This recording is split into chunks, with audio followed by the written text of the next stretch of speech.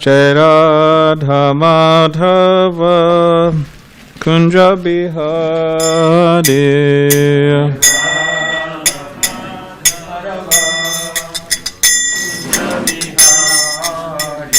Jai Radha Madhava Kunja Bihari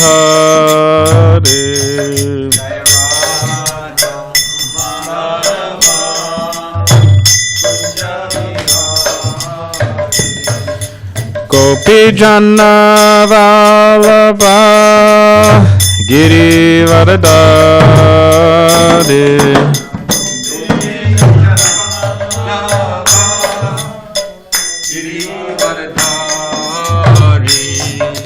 Gopi Jana Vallabha Giri Varadari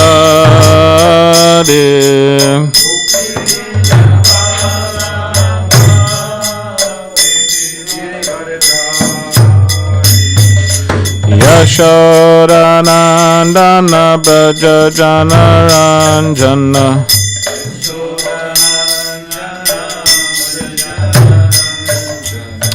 Yashoda Nandana Braja Jana Ranjana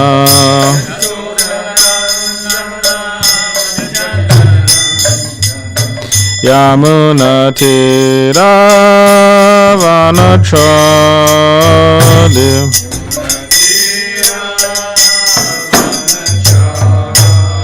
Yamuna Tira Vanachadi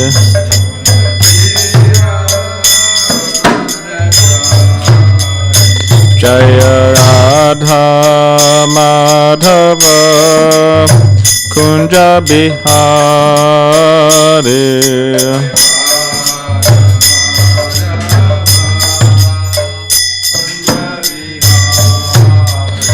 Jaya Radha Madhava Kunja Bihari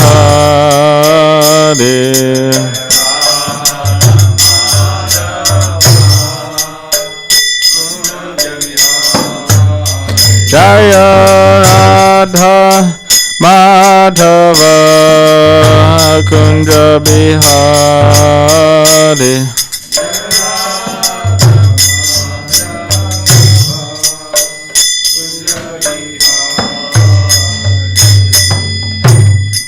Jam Vishnupad Paramahamsa Parivadapacharya Ashtotra Shatashish Mother's Divine Grace A.C. Bhaktivedanta Swami Prabhupada Ki Jai Grantaraj Srimad Bhagavatam Ki Jai. All glories to the assembled devotees. All glories to the assembled devotees. All glories to the assembled devotees. All glories to Sri Guru and Sri Gauranga.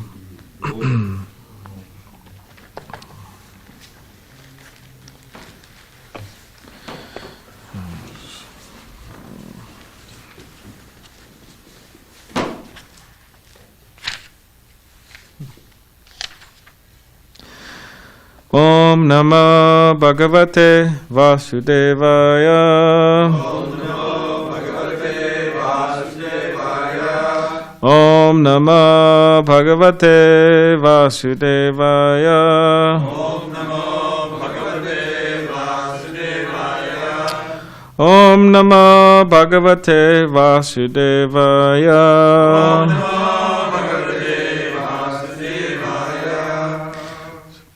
Fourth canto, entitled Creation of the Fourth Order, chapter 28. Pranjana becomes a woman in the next life. Text 7.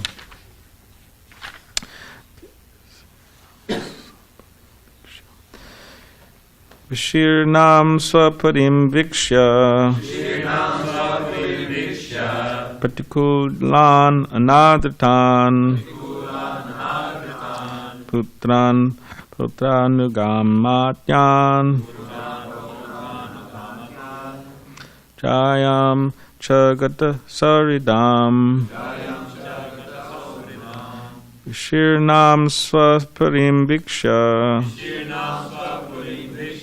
Pratikulan anadritan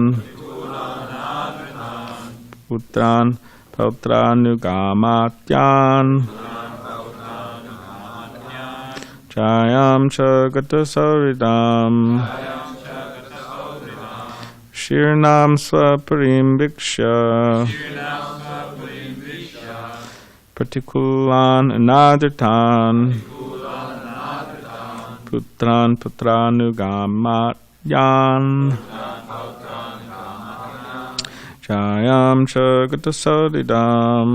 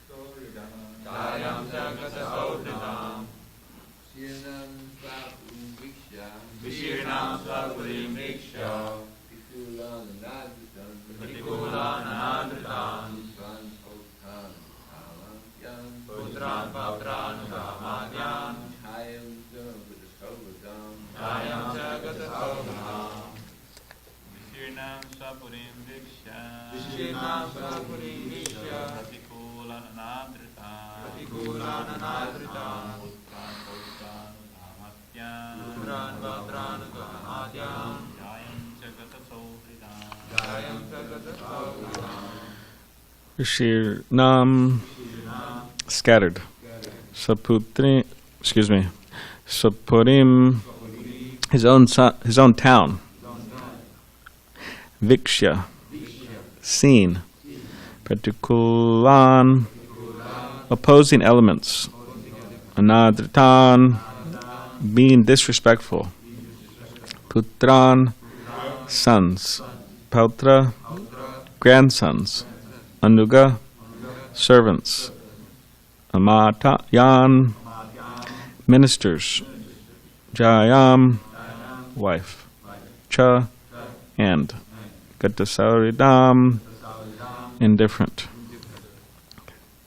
King Puranjana then saw that everything in his town was scattered, and that his sons, grandsons, servants, and ministers were all gradually opposing him. He also noted that his wife was becoming cold and indifferent. Report. When one becomes an invalid, his senses and organs are weakened. In other words, they are no longer under one's control. The senses and sense objects then begin to oppose him. When a person is in a distressed condition, even his family members, his sons, grandsons, and wife become disrespectful. They no longer are under the command of the master of the house. Just as we wish to use our senses for sense gratification, the senses also require strength from the body in reciprocation.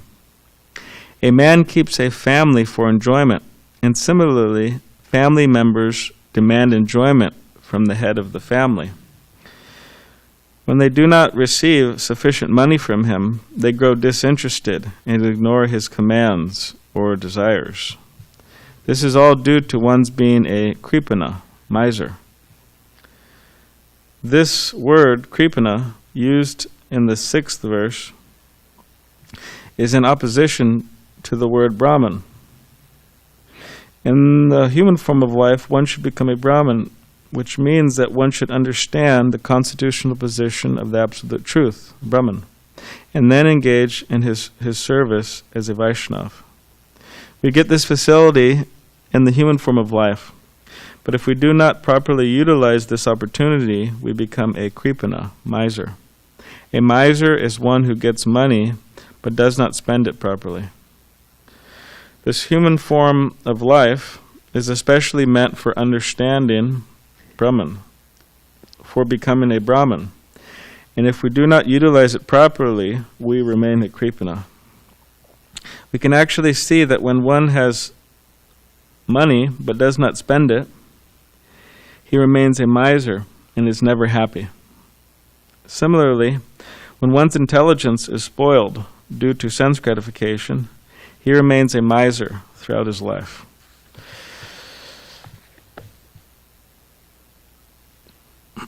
Om Gyanitavrandasya Gyananjana Shalakaya Chakshulanmalitamena Tasmai Shri Gurave Namaha. Mukam Karitvachalam Pangam Langayate Girim Yat Kripa Tamaham Vande Shigurun Diritaranam Vancha Kapadrubishcha Kripa Sindhu Bevacha Patitanam Pavanebhyo Vaishnavebhyo Namo Namaha. Jaya Shri Krishna Chaitanya Prabhupada Shri Advaita Gadadhar Shivasari Gaura Bhaktivinda. Hare Krishna Krishna Krishna Hare Hare Hare Rama Rama Rama Hare Hare.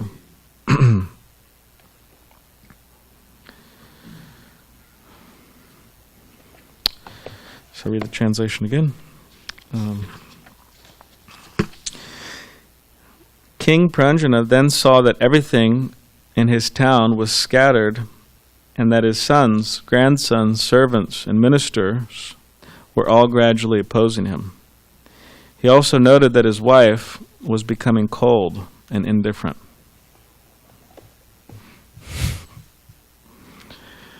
How close is he to death here? Is he really close? Yeah, he's getting there. Wonder if he still has time to take sannyas. Anyways. Okay. So my great grandfather, he lived till he was 100 years old. There in Grants Pass, Oregon, and he got a newspaper article, right? This man Henry turns 100 years old, right? But as he became older and older and older, he lost some of his abilities, or you could say most of his abilities, to do the things that he used to like to do, such as drive. He liked to drive. You know, some guys, they're really into that, you know, their cars and their trucks and driving around. And so anyways, he had his truck and his, you know, Ford pickup truck, and you know, he liked to drive. You know, go here and there. Didn't want to be, you know, dependent on anybody. But yeah, I mean, his vision was going, his hearing was going, and you know, he was just old. You know, his body was old. So they actually told him, "You can't drive anymore. You know, take away the license. You can't drive." So what he would do is he would just hop in his truck and drive. You know, despite his license being taken away.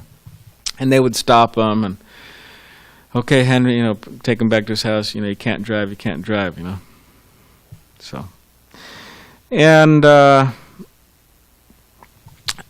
remember one time he made a mistake, and he thought that my sister Macy, you know, she was a lot younger then, you know, she was sitting on his couch in his living room, and then he went up to my grandmother and said, "Hey, Violet, you know, I told you to get that cat off my couch, you know." And he was like trying to move her off the couch. You know, it was a cat. You know. So, you know, the memory going, hearing going, ability to, comprehend certain things. Although he was, you know, sharp in his own way.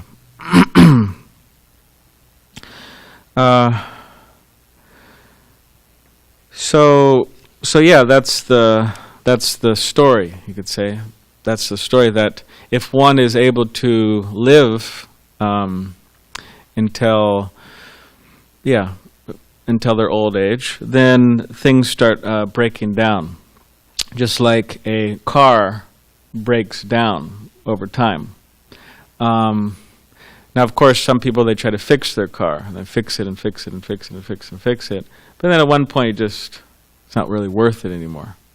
So people, their eye's not working, okay, let me get a surgery, right? And then their ears, okay, hearing aids, and, you know, all this type of fixing, trying to fix things up. But at one point, you can't really fix it up anymore. It's finished. The body's finished. So the idea is that whatever energy we all have energy. We have certain mental energy, physical energy, all the type of energy, right, we have. So the idea is that whatever energy we have, we should try to utilize that fully in Krishna consciousness. And if we're able to utilize it fully, then we get the full result of Krishna consciousness. Of course, if Krishna wants, the spiritual master wants. And so, especially those who are younger, 20s. I think everybody's here, or not everybody, but the younger devotees. Well, you got some in their 20s, got some in their 30s. You're a teenager? Oh yeah, I forgot. Alex is a teenager still. He's 19. Is it? Yeah, 19, yes, 19-year-olds. So you have some teenagers here, one teenager. You have those in their 20s, those in their 30s. Now, this is a time to utilize energy as much as possible in Krishna's service. Or else energy will be utilized in other ways that are not Krishna conscious. And, say Maya ways. And young, those in their teens, 20s, 30s, they should have a lot of energy. Unless they're, unhealthy or this and that, but they should have a lot of energy. And that energy should be spent in, yagya, Sankirtan movement. Because as time goes on, you could say that of course Krishna empowers, devotees, but there's a certain, like the examples given of like a tube of toothpaste, right? There's a certain energy in the body. Now, like in the tube of toothpaste, okay, you squeeze, toothpaste is coming out, right? But then it gets to the very end, right? You're trying to squeeze out some more energy. So the energy of the body and everything, it's dwindling as time goes on. And like my spiritual master gives an example of himself. He said, he's talking about himself about this in terms of energy, saying that, when I was young, I could just run up a flight of stairs, and I still may have a desire to do that, but I can't.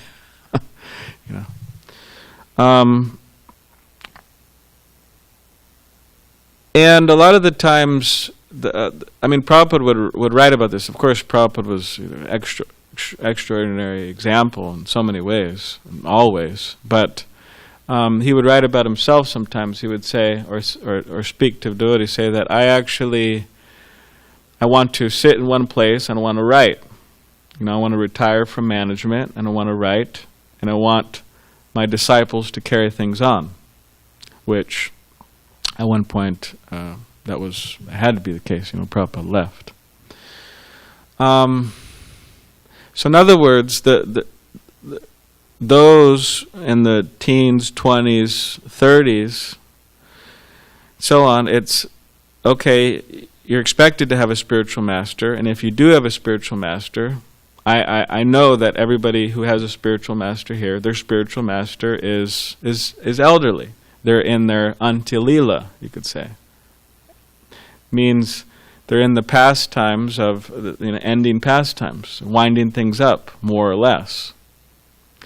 So it's expected that those who are the disciples, they should take more and more responsibility to carry things on. And what does that mean? It means that one has to broaden one's vision, stop thinking so much about themselves and their own sense gratification, and give up this, or transcend, give up, or because the tendencies there, creeping the tendencies are there. tendency to be cripple-minded is there. So to give up that and to be a Brahmin means to have these qualities, right? As Krishna says in the Bhagavad Gita, samadhammas tapaushaucham shantam arjavam evacha brahma karma vigana, what is it? Jnanam viganam astakyam brahma karma swabhavajam. So peacefulness, self-control, austerity, purity, tolerance, honesty, knowledge, wisdom, and religiousness, these are the natural qualities that the Brahmins work by. So, so these are qualities born of sattva gun, the mode of goodness. Now, take, for example, self-control. Now, Prabhupada says the first step in spiritual life is to control one's mind and senses. He says that in Nectar of Instruction, in the preface, I believe. He says until one could do that, there's actually no question of spiritual advancement. So to control one's mind and senses is extremely important. Like, for example, just getting anything done. I mean, washing pots, for example. You have to control your mind. You have to go in there. You have to just forget about it and just to focus and and do a good job. And leave a bunch of stuff there, on the pot. And you have to do a good job. It's controlling the mind. We're going out on book distribution. We have to control our mind. It requires a lot of self-control. Oh, nobody's taking a book. Let me go to sleep. Or let me go get a drink, or let me just whatever. Let me go back to the. You have to really master your mind.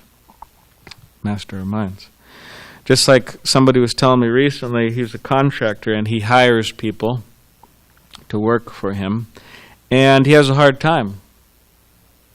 Unless he's watching them, hit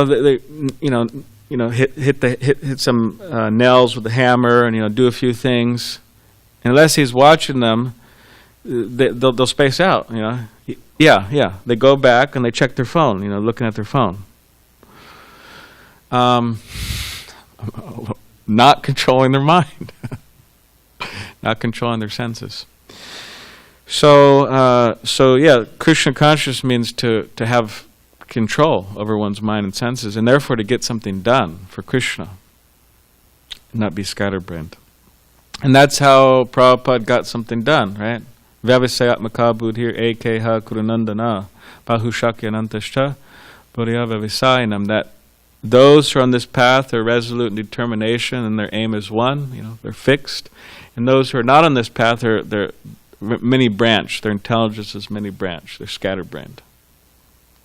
So Prabhupada had this laser vision, as Rajendananda Prabhu was making the point the other day about when Arjuna was asked, the different students were asked, okay, there's a bird in the tree, okay, and then different students asked, what do you see? And the one's, okay, I see the tree, I see a bird, I see different things. Now when Arjuna was asked, what do you see? And he says, I see the eye of the bird, right? That's all I see. So he had that self-control. And purity. Prabhupada says purity is the force. Or at least, purity is the force, and that if we want to inspire others in Krishna consciousness, we ourselves have to be inspired. We have to be very inspired in Krishna consciousness. And you see that those who are inspired, they could very easily inspire people because they're inspired. Tolerance. Vijay Prabhu, now you're here. I've always told this story about you, but now you're here. So maybe, we could have a rain check or double check if this story is, maybe there's some details.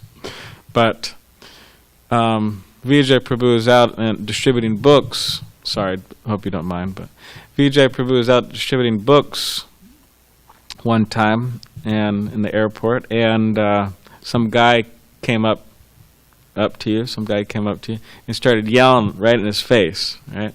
Yelling, really angrily, in a very intense way.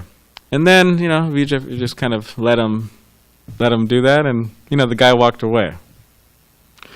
And then some guy came up to you, Vijay Prabhu, some guy came up to him and said, "Wow, I'm really impressed. That was amazing." He said, I'll take one of those books. I'll buy one of those books. This happen? Okay.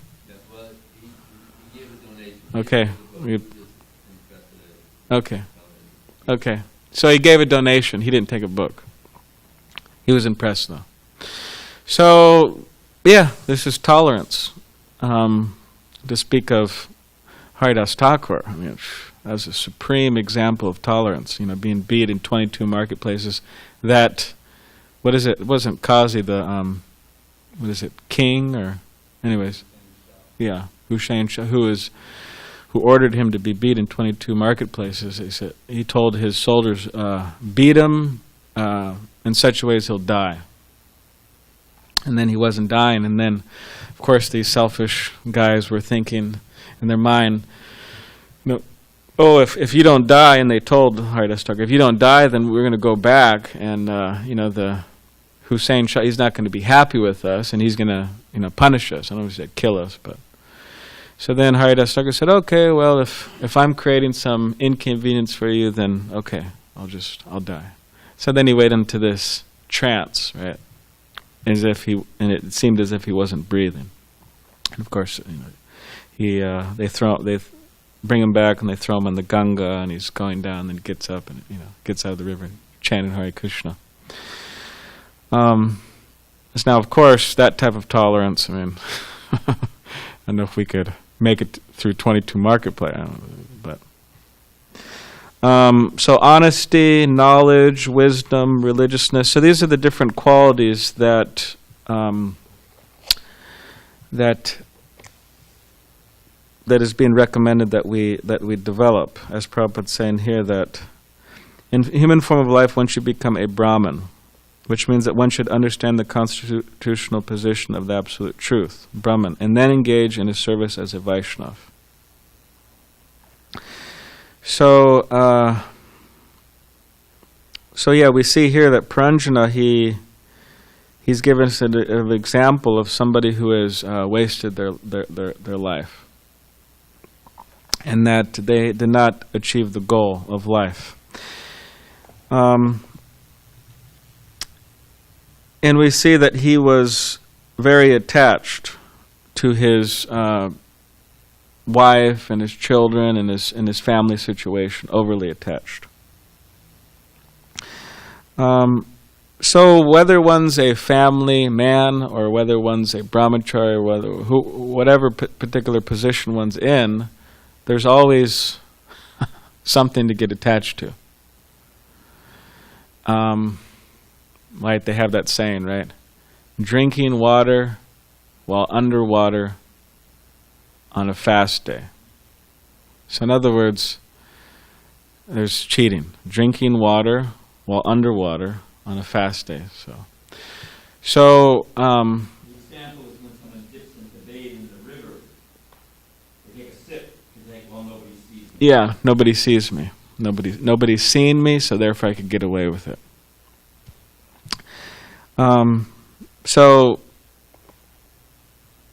yeah. So the tendencies that may be there, materialistic tendencies, they have to be removed, and one should be, you could say, firmly free from this these kripana tendencies.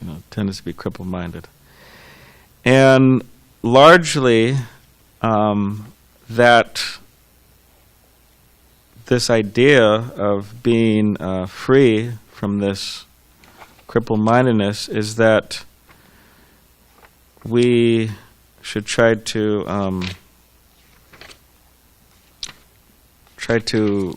preach or try to spread Krishna consciousness as much as we can, in whatever way we can. And here in this fourth canto of, going back, fourth canto, chapter 22, text 47,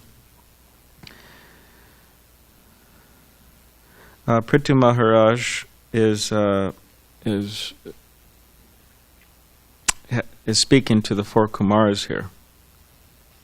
And he says, how can such persons who have rendered unlimited service by explaining the path of self-realization in relation to the Supreme Personality of Godhead, and whose explanations are given for our enlightenment with complete conviction in Vedic evidence, be repaid, except by folded palms containing water for their satisfaction? Such great personalities can be satisfied only by their own activities, which are distributed amongst human society out of their unlimited mercy. So Prithu Maharaj is saying, you have enlightened me, so how can I repay you? How can they be repaid? Except by folded palms containing water for their satisfaction. So in this verse, in the Sanskrit, there's a word, udapatram, offering, or vina udapatram, vina without, udapatram, offering of water in cupped hands. So Prabhupada, in the purport, he gives another explanation for this word. So he says here, the word vinodapatram can be divided into two words, vina and udapatram, or it can be understood as one word, vinodapatram, which means joker. A joker's activities simply arouse laughter. And a person who tries to repay the spiritual master or teacher of the transcendental message of Krishna becomes a laughingstock, just like a joker, because it is not possible to repay such a debt. The best friend and benefactor of all people is one who awakens humanity to its original Krishna consciousness. So we can't repay the debt of the spiritual master. And Prabhupada says here, if we think we can,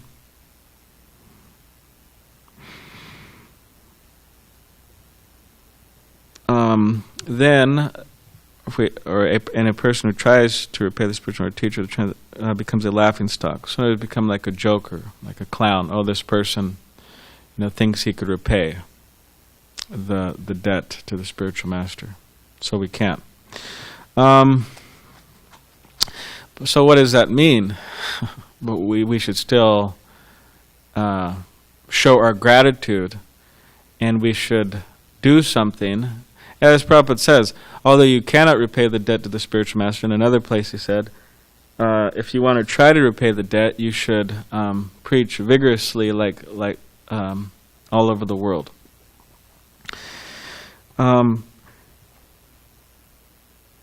So we should feel that. It should be like a reality, because a lot of the times, people read things, people hear things, and okay, that was amusing, or that was interesting, or that was stupid, or or I wish this guy would shut up, or whatever they're thinking, or when's breakfast, whatever. There's some type of hearing going on, or reading, or but we should not just hear about Krishna consciousness, and we should experience it. We should feel it. So we shouldn't just hear, repay the debt of the spiritual master by preaching. Oh, it kind of sounds cute and amusing. Yeah, I know a few devotees who do that. But we should actually feel it. We should feel the pressure. And if we're not feeling the pressure, it's not a good sign. It's actually a very bad sign. It's like, it's a Maya sign, actually. And kind of too comfortable. You put a frog in a pot of water, and you gradually turn up the heat, slowly. And the frog, oh, this is kind of warm and cozy and comfortable, and it's kind of nice, Then, sauna, it burns up. So, to feel that, okay, I don't feel the pressure of trying to repay my spiritual master. I don't feel the pressure of trying to repay Srila Prabhupada by doing something, whatever I can. then this is, it's like kind of Maya turning the heat up, gradually. So we should feel that the urgency, and that's, you could say, that's ultimately what the spiritual master wants the disciple to feel, this urgency, because from that urgency, something will happen. Just like Prabhupada, he was in Vrindavan and he was feeling that within his heart. There was this amazingly, overwhelmingly desire to share Krishna consciousness, and he was feeling that. It wasn't like it was theoretical or something. And that, you could say, propelled him out of Vrindavan and propelled him to do so many things, to make so many arrangements to come to America, and then to come to America. And because he had such that strong desire, and he was qualified, obviously, in so many ways as a, most qualified pure devotee, right, Jagat Guru. He was able to do it. So we should feel ourselves unqualified in so many ways, and we may think we may not be able to do much, but by the mercy of the spiritual master, by the mercy of Krishna, we can have that empowerment. So we should be we shouldn't be a kripana, but we should try to utilize our intelligence the best way to, for the benefit of ourselves, for the benefit of others, and for the pleasure of Krishna. So does anybody have any comments or questions? Yes. Dravida Prabhu? That's okay. Just one comment on Haridas Thakur, and you mentioned his amazing tolerance to tolerate that beating and being so on chanting, and it's amazing. It happens that I've just been reading those chapters in the Antya-lila about the glories of Haridas Thakur, and there's the other side that we may sometimes forget: tolerating the allurement of Maya, which is actually 2 times. One was the prostitute, and then was Maya Devi herself. It was a very parallel incident. You probably know it. But he was as rock solid in that situation as he was when he was beating on the other side. Yeah. So one actually gives you the strength for the other. If you're always looking for sense gratification, there's no way you can tolerate any kind of suffering. Yes. You know what I mean? Yeah. So they're complementary. They have to actually go together. You know what I'm saying? Yeah. And it's amazing to see that he was, practically as tolerant as one can possibly be. He had the allurement of Maya Devi herself, and on the other side, this incredible beating, which he was. Of course, Lord Chaitanya was taking the blows. You know that. Yeah. But so that I just wanted to mention that. Yeah, people who are very attached to sense gratification, they have a very low tolerance level. Like. Any little thing bothers them. I remember, it was years ago, there was some person I knew, she had these, expensive white pants, jeans. She spilt some red soda in her jeans. It was just like the end of the world. It was like a meltdown, spilt something on your jeans. Oh, God. Anyways,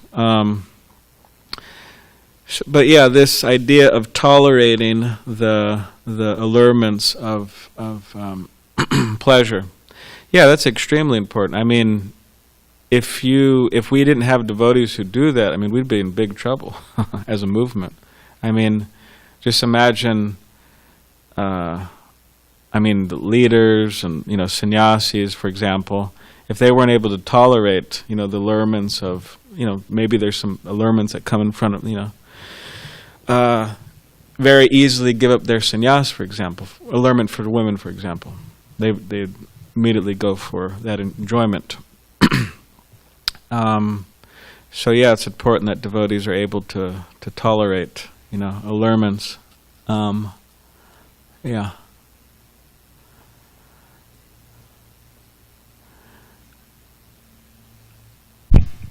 you, Balaram. Yes. Whenever whenever I think of this point, I always appreciate Radhanath Swami. It's related to what you're saying, but it's different at the same time, and that is devotees experience happiness that isn't related to sinful activities.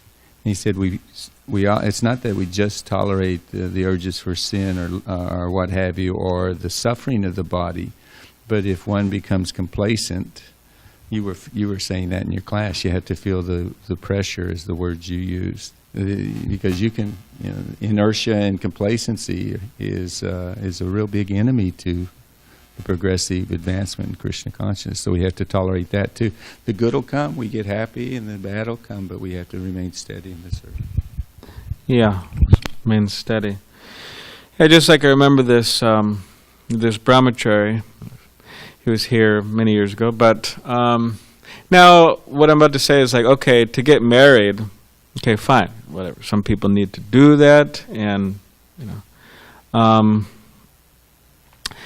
but one thing is like sometimes people think, oh, like anyways, my spiritual master, he quotes, because he's talking with devotees sometimes, and giving classes about certain topics in Krishna consciousness, and marriage sometimes comes up. So he quotes this one parent, I don't know who it is exactly, but he quotes this personality saying that one should not get married to become happy, but they should get, if they need to get married, they should get married to be better situated, so that better situated in Krishna consciousness, so that they can become happy. In other words, they're basing their happiness on Krishna consciousness, not on some relationship. Krishna's in the center. So there was this devotee, and I remember a young man, and he was, there was another young woman here, and there was attraction. And they started hanging out with each other, and I remember, seeing him, I was coming down the stairs, and I remember he was coming up, and I don't know if he was embraced, but he was so close to her. I remember he was smelling like her perfume, and I saw this kind of giddy look on his face, and he was on his way out, and I didn't think it was anything like too far out, but he was associating. And I was thinking, oh, what does this person think that, just by, this association he's going to be happy, and, they got married and then they got divorced. So it's kind of passion. Anyways, so does anybody have any last? Just on that theme, as a sannyasi.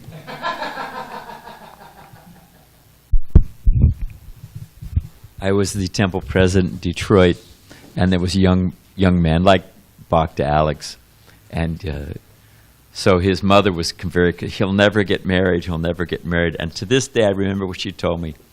She said, a good wife takes all the bumps out of the road of life. Now, anyone who's been married, life, it's bumpy, and what is the example from the Bhagavatam? Just like you answered, get married so you're rightly situated. Prabhupada said a good wife is a fortress against material desires. You have protection. You, instead of looking at every woman in the street, you think, I've got my wife. I got my wife, and that's it. Done. So it does bring a certain peace to it. But the idea that it's going to make everything go smoothly. What example? And we'll end here. What example does the Bhagavatam give in the Enlightenment from the Natural Path about a woman's jewelry and cooking? Oh, that's so easy. Makes noise. Oh, sorry. Anyone other than Balarama or our senior Prabhus know what that example is? Anything more than one bangle will make noise. Anything more? Okay, so a woman is wearing a number of bangles. The husband, the suitor, is out in the other room meeting the parents, and she doesn't want to make a bunch of noise, makes her look inept. So she's rolling the chapatis, and with all the bangles are making noise. So she takes off one, and even if there's just two left, they still make noise. So what is the purport? Because there's two people, there's conflict. Very good. And we'll end here. Anyone here have trouble with their mind, dealing with their mind sometimes? Hey, an open moment, I'll admit it. What is the logic I'm having trouble with one mind. Let me add another mind. Let me get married. Does that make sense? And then another mind. And then another mind. But here's the answer. Well, now my husband and wife are not so happy. Let's get some kids. Let's add some more minds. Does that make sense, Bhakti Alex? All right. Jai. Grantharat. Grantharat Srimad Bhagavatam ki Jai.